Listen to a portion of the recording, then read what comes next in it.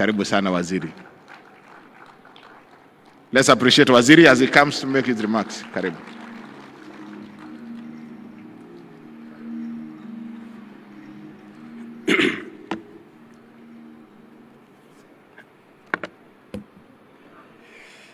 Your Excellency, the Right Honorable Raila Amolo Odinga, a man who has initiated me into politics in 2005.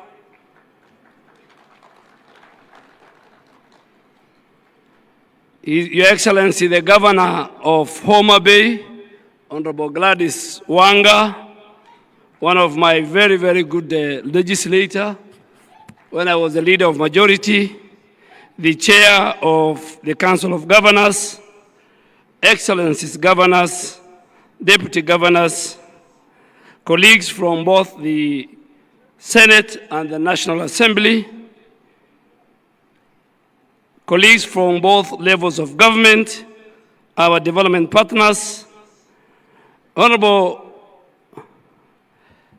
Excellency, former Prime Minister, as we come to the day 2 of the Devolution Conference, let me first extend my heartfelt appreciation to Homa Bay County for its warm hospitality, and also to the Right Honorable Raila Odinga for his enduring leadership in advancing equity and justice.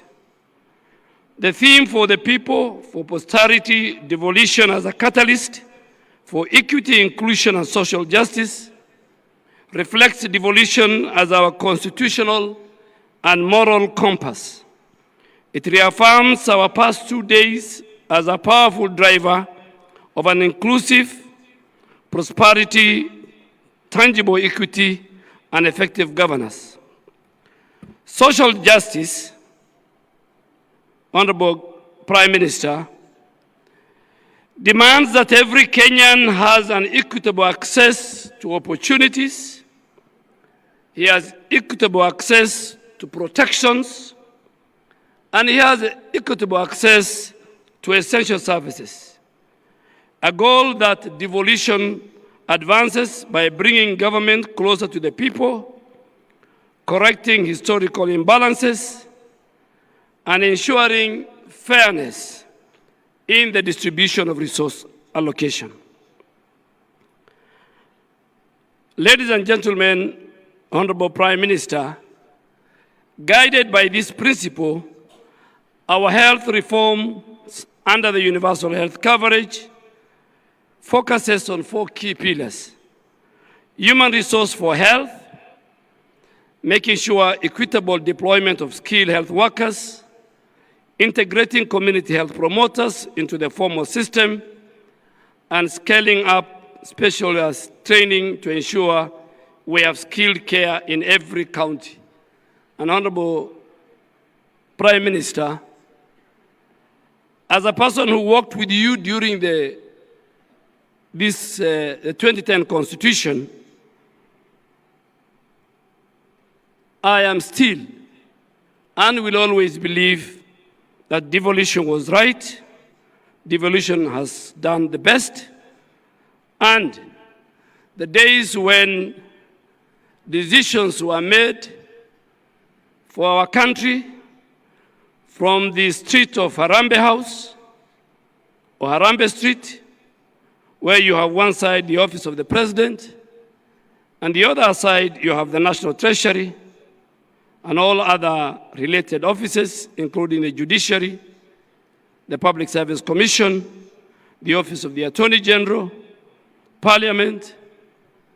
I think that is what made us go for devolution. So I still and believe, and that's why I want to confirm that I am one minister who has a very good working relationship, and I want to thank the leadership of the Council of Governors, their CECs, for health, and the entire health team at the counties, that because of my belief in devolution and health is devolved, I work with the Council of Governors and the entire leadership at our counties very well.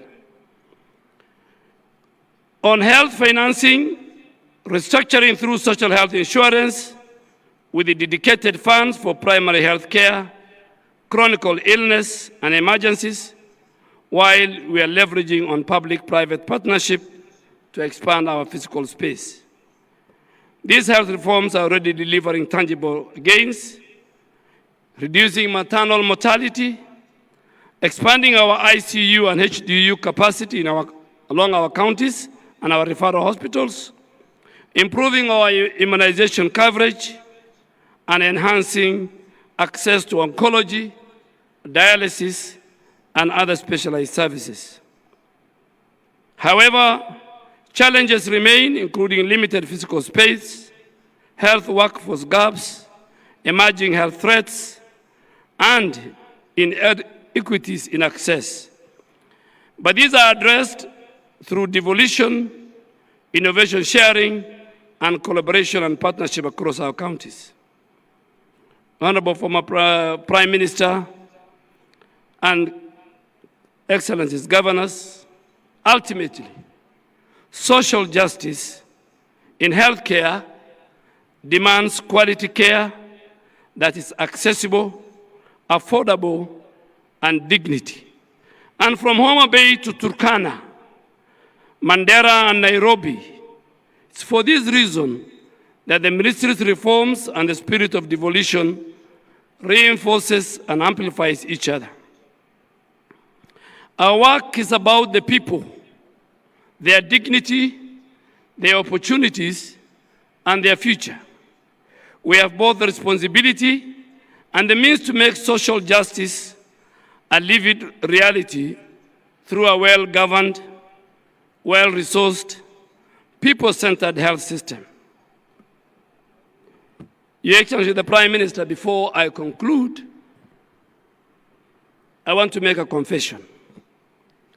Because there are many people here who say the former Prime Minister is the father of devolution. Maybe they have read in the newspapers, maybe they heard through the TV, but I was there on the table when you fought for devolution. As a member of parliament for Langata and as a prime minister, you fought for devolution in Naivasha in the morning and in the wee hours of the night, navigating the political turmoil of that time. You fought for three things among many things. Three were irreducible minimum for you, because I was a member of ODM, and I'm happy Senator of Siaya and my long-term lawyer who defended me in many petitions, election petitions, is sitting here. And also, the man who first signed my nomination certificate to go to Parliament, Professor Anyang' Nyong, is sitting here.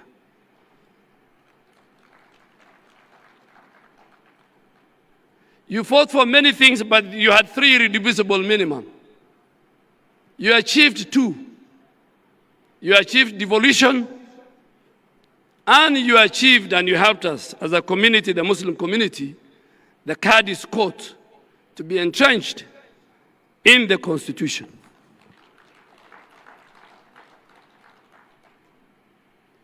And I can tell you without fear of contradiction that when history is written, the Muslim community in our country will remember your position. But you fought for also a parliamentary system of government. Kenyans fight every election because of bombers. You wanted to devolve the presidential election through a parliamentary system of government, where one day a son in Turkana or from Kuria will ascend and become the Prime Minister of Kenya. That did not happen. It didn't happen, but at least in everything that you look for, you don't get 100%. We got a good constitution with a very good Bill of Rights. Devolution was key. And just to pick on the region where I come from, former Prime Minister, before devolution, the 3 districts of Northeastern and the 3, which are now the 3 counties of Garissa, Wajir, and Mandera, used to receive a paltry 1 billion shilling in one financial year for development. Today, because of devolution, Garissa, Wajir, Mandera combined receives close to 30 billion. That is because of what you did as our leader then and our leader now, that you fought for the Bill of Rights that we have today. We fought together with the great minds here, an independent judiciary, an independent parliament. But because this is a devolution conference, I want to thank you on behalf of the people that were with you, some here, some who are not there. The challenges we faced in making sure that devolution was entrenched, that governance was given to the people of Kenya, and the sharing of their resources was given to the people of Kenya.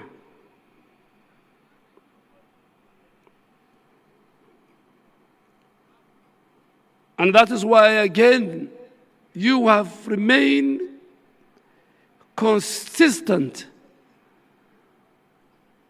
and fidelity to devolution. A number of times, colleagues, my former colleagues in Parliament, National Assembly, ask me, why is the former Prime Minister sometimes hard on us when it comes to the Senate? And I want to say it here. The Senate is the custodian of devolution. The former Prime Minister made his time with Professor Nyang' Nyong'o and many people who also became senators. But today, the custodian of devolution is Senate. That is the institution created by the Constitution. And just to conclude, no community, devolution was to make sure every Kenyan, regardless of his community, religion, and his location, are equal before the Constitution and before God. And that is why we want to say, if you want to aspire to be a leader in the Republic of Kenya, you must have certain credentials. You must be ready to speak for the El Molos on the shores of Lake Turkana. You must speak for all religions, and you must speak for all communities. And you must speak for Kenya. You can speak for your community, you can speak for your religion, and you can speak for your region. Kenya is one indivisible nation with one flag, one map, a member of the East African Community.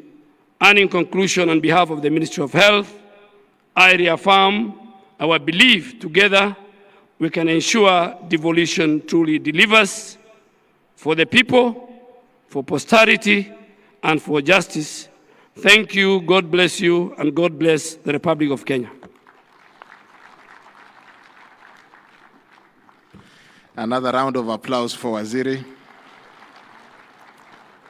It's now my honor to invite our gracious host, the Governor for Homa Bay, Her Excellency Gladys Wanga, to make her remarks, and in turn invite our